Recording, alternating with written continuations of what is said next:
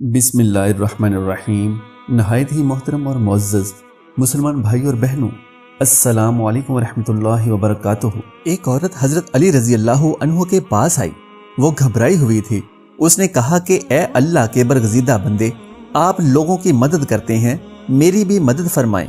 میرا بچہ پرنالے پر چڑھ گیا ہے اور نیچے اترنے کا نام نہیں لیتا۔ مجھے خدشہ ہے کہ کہیں گر نہ جائے۔ حضرت علی رضی اللہ عنہ نے فرمایا کہ اس کے کسی ہم عمر بچے کو چھت پر کھڑا کر دو، تمہارا بچہ پرنالے سے خود بخود اس کے پاس جا پہنچے گا۔ چنانچہ ایسا ہی کیا گیا اور بچہ پرنالے کو چھوڑ کر اس بچے کے پاس جا پہنچا۔ ایسا کیوں کر ممکن ہوا؟ اس کی وجہ یہ ہے کہ جنس اپنی جنس کی جانب مائل ہوتی ہے اور اپنی جنس میں کشش محسوس کرتی ہے۔ یہی وجہ ہے کہ پیغمبر بھی لبادہ بشریت میں تشریف لائے۔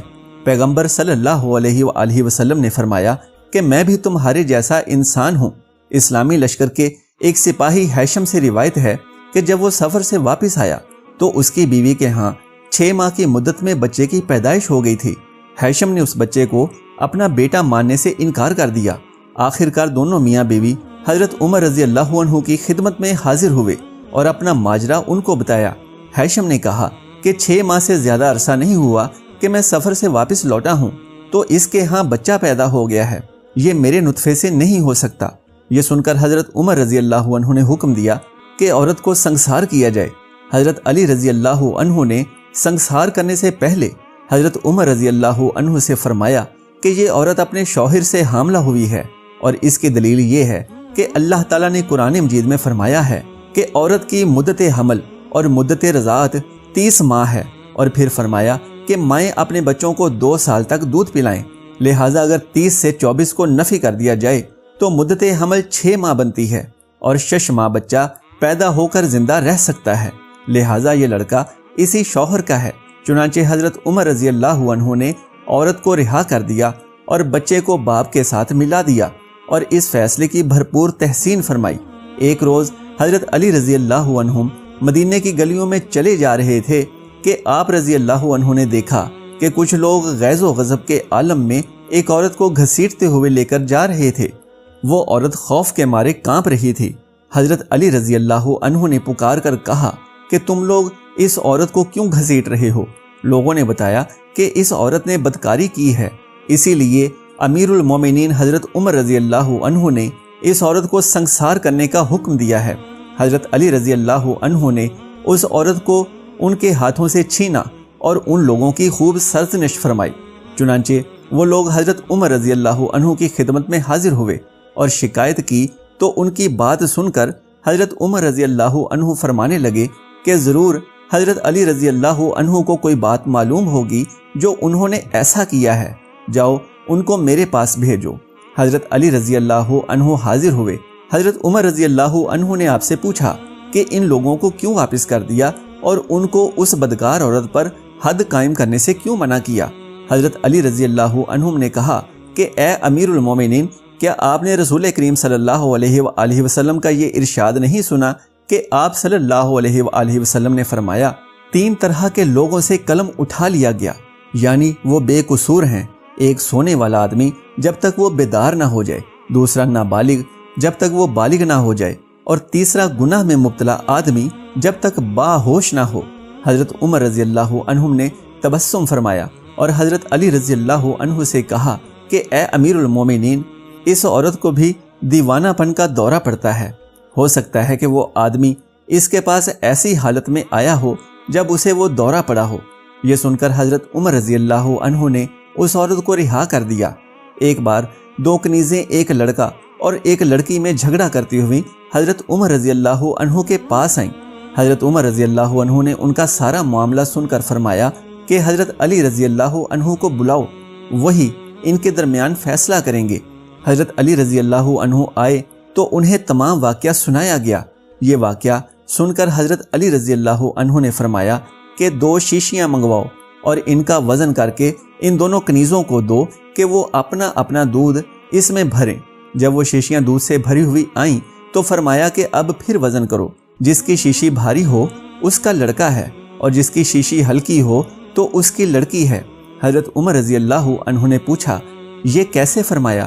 حضرت علی رضی اللہ عنہ نے فرمایا یہ اس لیے کیونکہ اللہ تعالیٰ فرماتا ہے کہ مرد کے لیے عورت سے دگنا حصہ ہے۔ نہایت ہی محترم مسلمان بھائی اور بہنوں، اب تک کی ویڈیو میں موجود تمام مواد محمد عبداللہ مدنی کی کتاب حضرت علی رضی اللہ عنہ کے فیصلے سے لیا گیا ہے۔ اب آئیے حضرت علی رضی اللہ عنہ کی مزید اچھی باتیں جانتے ہیں۔ ایک دفعہ 3 آدمی حضرت علی رضی اللہ عنہ کی خدمت میں حاضر ہوئے۔ ان کے پاس 17 اونٹ تھے۔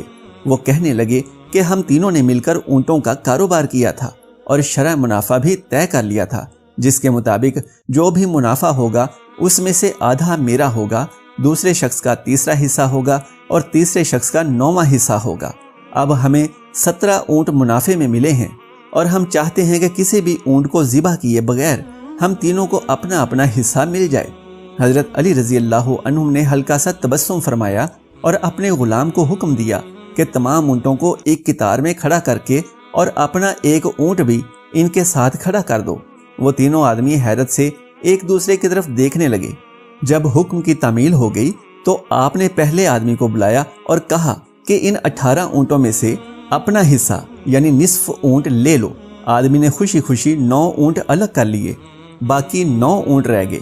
آپ رضی اللہ عنہ نے دوسرے آدمی کو بلایا اور کہا کہ اب تم ان 9 اونٹوں میں سے کل اونٹوں یعنی 18 اونٹوں کا اپنا تیسرا حصہ لے لو۔ آدمی نے بخوشی 6 اونٹ الگ کر لیے اور باقی 3 اونٹ رہ گئے۔ آپ رضی اللہ عنہ نے تیسرے آدمی سے فرمایا کہ تم کل 18 اونٹوں میں سے اپنا 9واں حصہ نکال لو، تو اس نے خوشی خوشی 3 اونٹوں میں سے 2 اونٹ نکال لیے، باقی رہ گیا 1 اونٹ، جس کے متعلق حضرت علی رضی اللہ عنہ نے اپنے غلام کو حکم دیا کہ اسے واپس لے جاؤ۔ تینوں سائل خوشی خوشی اپنا حصہ لے کر روانہ ہو گئے، جبکہ اپنا اونٹ بھی اپنے پاس رہا اور سب کو ان کا حصہ بھی بغیر اونٹ ذبح کیے مل گیا۔ حضرت علی رضی اللہ عنہ تمام مسلمانوں کے دلوں میں بستے ہیں اور فرقہ واریت کی تمام تر بحث کے باوجود ہر مسلمان ان سے عقیدت رکھتا ہے اور یہ مانتا ہے کہ وہ شیر خدا ہیں اور باب العلم ہیں۔ ان کے ہاں لوگ ایسے ایسے مسائل لے کر آتے تھے کہ عام آدمی کی عقل چکرا جاتی تھی، لیکن شیر خدا ہر مسئلے کا ایسا باکمال حل نکالتے تھے کہ دیکھنے والے کی عقل دنگ رہ جاتی تھی۔ ایک مرتبہ 2 آدمی سفر پر جا رہے تھے۔ ایک کے پاس 3 روٹیاں تھیں جبکہ دوسرے کے پاس 5۔ دونوں مل کر کھانے کے لیے بیٹھے ہی تھے کہ اسی اثنا میں ایک تیسرا مسافر بھی آ گیا اور کھانے میں شریک ہو گیا۔ کھانا ختم ہوا تو تیسرے مسافر نے 8 درہم ان کے حوالے کیے اور چلا گیا۔ اس کے جاتے ہی دونوں میں رقم پر بحث شروع ہو گئی۔ جس کی 5 روٹیاں تھی اس کا کہنا تھا کہ 5 درہم اسے اور 3 درہم 3 روٹیوں والے کو ملنے چاہیے، لیکن 3 روٹیوں والا اس پر راضی نہ ہوا۔ بالآخر مقدمہ حضرت علی رضی اللہ عنہ کے سامنے پیش ہوا۔ حضرت علی رضی اللہ عنہ نے پوری بات سن کر 3 روٹیوں والے سے کہا کہ تمہارا ساتھی جو فیصلہ کر رہا ہے اسے قبول کر لو، اسی میں تمہارا نفع ہے۔ لیکن وہ بولا کہ مجھے حق سچ کے ساتھ فیصلہ درکار ہے۔ یہ سنتے ہی حضرت علی شیر خدا رضی اللہ عنہ نے فرمایا کہ حق تو یہ ہے کہ تمہیں صرف 1 درہم اور تمہارے ساتھی کو 7 درہم ملنے چاہیے۔ یہ عجیب و غریب فیصلہ سنتے ہی 3 روٹیوں والا حیران رہ گیا اور وجہ پوچھی، جس پر حضرت علی رضی اللہ عنہ نے فرمایا کہ تم 3 آدمی تھے اور تمہاری 3 روٹیاں تھیں اور تمہارے ساتھی کی 5۔ تم نے اپنی اپنی روٹیاں بھی کھائیں اور ایک تیسرے شخص کو بھی روٹی کھلائی۔